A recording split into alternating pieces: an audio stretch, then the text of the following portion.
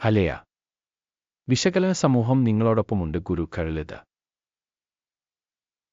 കമ്പനിയെക്കുറിച്ചുള്ള ചില സംഗ്രഹ വിവരങ്ങളിൽ നിന്ന് നമുക്ക് ആരംഭിക്കാം. കുറച്ചുകൂടി ഞങ്ങൾ ഓരോ സൂചകവും കൂടുതൽ വിശദമായി പരിഗണിക്കും. ആവശ്യമെങ്കിൽ നിങ്ങൾക്ക് ഇത് താൽക്കാലികമായി നിർത്താം. സംശയാസ്പദമായ ഓർഗനൈസേഷന്റെ എല്ലാ പാരാമീറ്ററുകളും നിങ്ങൾക്ക് കൂടുതൽ വിശദമായി പരിശോധിക്കാം. ഇപ്പോൾ കമ്പനിയുടെ നിലവിലെ അടിസ്ഥാന സൂചകങ്ങൾ വിശകലനം ചെയ്യാം. ഡെക്കരകവെ ജയം ആക്മനെ ദനകെരേന്. ഈ അവലോകനം ജൂലൈ 31, 2025 ഡാറ്റയെ അടിസ്ഥാനമാക്കിയുള്ളതാണ്.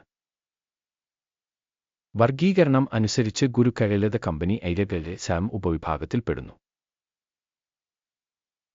എനമേനകത അരികെ 16 സംഘടനകൾ താരതമ്യത്തിൽ പങ്കെടുക്കുന്നു. വീഡിയോയുടെ അവസാനം എടുത്ത തീരുമാനങ്ങൾക്കായി നോക്കുക. കമ്പനിയുടെ മൊത്തത്തിലുള്ള ഫലം ഇപ്രകാരമാണ്: 10 പോയിന്റിൽ 3 പോയിന്റ്. ഉപവിഭാഗത്തിന്റെ ശരാശരി സ്കോർ 2.9 പോയിന്റാണ്. നിങ്ങൾ വളരെ വിശാലമായി നോക്കിയാൽ സ്റ്റോക്ക് മാർക്കറ്റിൽ മൊത്തത്തിൽ US സ്റ്റോക്ക് മാർക്കറ്റിന്റെ മൊത്തത്തിലുള്ള ശരാശരി സ്കോർ 1.8 പോയിന്റാണ്. 3 പോയിന്റുകളുടെ സ്കോറിനെതിരെ ഐരകളിലെ ഹാം കമ്പനിയുടെ ഓഹരി വിലയുടെ ചലനം താരതമ്യം ചെയ്തുകൊണ്ട് ഐരകളിലെ സാം ഉപവിഭാഗം കമ്പനികളും 12 മാസത്തിലേറെയായി ഷെയറുകളുണ്ടെന്ന് നമുക്ക് കാണാൻ കഴിയും. ധീരവരെ സെലം മൈനസിന്റെ ചലനാത്മകത കാണിച്ചു 2%. 48.1% എന്ന ഉപവിഭാഗത്തിനായുള്ള വില ചലനാത്മകതയ്ക്കെതിരെ കമ്പനിയുടെ വിപണി മൂലധനം ധീരബരെ സാം തുക $2.3 ബില്യൺ. $289 ബില്യൺ മാർക്കറ്റ് ക്യാപിറ്റലൈസേഷനുള്ള ഉപവിഭാഗത്തിന്റെ മൂല്യം $1.5 ബില്യൺ ആണ്. കമ്പനിയുടെ പുസ്തക മൂല്യം $0.88 ബില്യൺ ആണ്. ഉപവിഭാഗത്തിന്റെ പുസ്തക മൂലധനം $24 ബില്യൺ ആണ്. വിപണിയുടെയും പുസ്തക മൂല്യത്തിന്റെയും ഓഹരികൾ താരതമ്യം ചെയ്യുമ്പോൾ നമുക്ക് ഇനി പറയുന്നവ കാണാം. പങ്കിടുക ധീരബരെ ഹാം വിപണി മൂല്യം വിലയിരുത്തുമ്പോൾ ഉപവിഭാഗത്തിൽ 0.796%. പുസ്തക മൂല്യം 3.69%. കമ്പനിയുടെ മാർക്കറ്റ് ഷെയറിന്റെ വിലയിരുത്തലും ഉപവിഭാഗത്തിന്റെ പുസ്തക മൂല്യവും നല്ലത് 1 പോയിന്റ്. വിശകലനം ചെയ്യുന്ന സ്ഥാപനത്തിന് $1 കൂടെ 13 സെന്റ് 9 ബില്യൺ കടബാധ്യതയുണ്ട്. കമ്പനിയുടെ മൂലധനത്തിന്റെ 130% ബുക്ക് മൂല്യത്തിലേക്കുള്ള സാമ്പത്തിക ബാധ്യതകൾ. കമ്പനിയുടെ കടബാധ്യതകൾക്കുള്ള ഫലം മോശം -1 പോയിന്റ്. കമ്പനിയുടെ വിലവരുമാന അനുപാതം 43.4 ആണ്. 32.5 എന്ന ഉപവിഭാഗത്തിന് ശരാശരി. ഉപവിഭാഗത്തിലെ കമ്പനികളുമായി താരതമ്യപ്പെടുത്തുമ്പോൾ കമ്പനിയുടെ സ്റ്റോക്ക് മാർക്കറ്റ് മൂല്യത്തിന്റെ ലാഭ അനുപാതത്തിന്റെ മൂല്യനിർണ്ണയം മോശം -1 പോയിന്റ്. കഴിഞ്ഞ 12 മാസത്തെ ലാഭം $53 മില്യൺ ആയിരുന്നു. അടുത്ത 12 മാസത്തെ ഫോർവേഡ് വരുമാനം $221 മില്യൺ ആണ്. ഉപവിഭാഗവുമായി താരതമ്യപ്പെടുത്തുമ്പോൾ പ്രതീക്ഷിക്കുന്ന ഭാവി ലാഭത്തിന്റെ സൂചകങ്ങളുടെ വിലയിരുത്തൽ നല്ലത് 1 പോയിന്റ്. കമ്പനിയുടെ വിലവിൽപ്പന അനുപാതം 1.3 ആണ്. ഉപവിഭാഗത്തിലെ ശരാശരി 4.6 ആണ്. ഉപവിഭാഗത്തിലെ കമ്പനികളുടെ സൂചകങ്ങളുമായി താരതമ്യപ്പെടുത്തുമ്പോൾ വിപണി വിലയും വരുമാന അനുപാതവും വിലയിരുത്തൽ നല്ലത് 1 പോയിന്റ്. കഴിഞ്ഞ 12 മാസത്തെ വരുമാനം $1840 മില്യൺ ആണ്. അടുത്ത 12 മാസത്തേക്ക് പ്രതീക്ഷിക്കുന്ന വരുമാനം $3230 മില്യൺ ആണ്. ഉപവിഭാഗത്തിലെ സൂചകങ്ങളുമായി താരതമ്യപ്പെടുത്തുമ്പോൾ ഭാവിയിൽ പ്രതീക്ഷിക്കുന്ന വിൽപ്പന വോള്യങ്ങളുടെ സൂചകങ്ങളുടെ വിലയിരുത്തൽ നല്ലത് 1 പോയിന്റ്.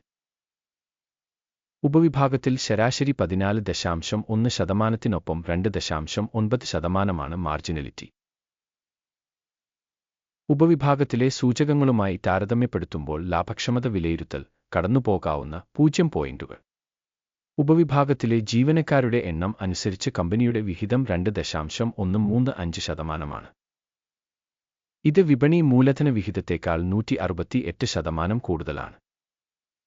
കമ്പനിയിലെ ഒരു ജീവനക്കാരന്റെ മൂലധനത്തിന്റെ തുക $804,000 തുല്യമാണ്. ഉപവിഭാഗത്തിൽ $2,157,000 ഉണ്ട്. ഉപവിഭാഗത്തിലെ കമ്പനികളുടെ സൂചകങ്ങളുമായി താരതമ്യപ്പെടുത്തുമ്പോൾ ഓരോ ജീവനക്കാരനും കമ്പനിയുടെ മൂലധന അളവ് വിലയിരുത്തൽ നല്ലത് 0.5 പോയിന്റ്. ഒരു വ്യക്തിഗത ജീവനക്കാരന്റെ ലാഭം $18,500 ആണ്. ഉപവിഭാഗത്തിന് ശരാശരി $66,300. ഉപവിഭാഗത്തിലെ സൂചകങ്ങളുമായി താരതമ്യപ്പെടുത്തുമ്പോൾ ഓരോ ജീവനക്കാരന്റെയും ലാഭത്തിന്റെ വിലയിരുത്തൽ കടന്നുപോകാവുന്ന 0 പോയിന്റുകൾ. ഒരു ജീവനക്കാരന്റെ സ്ഥാപനത്തിന്റെ വരുമാനം $643,000 ആണ്.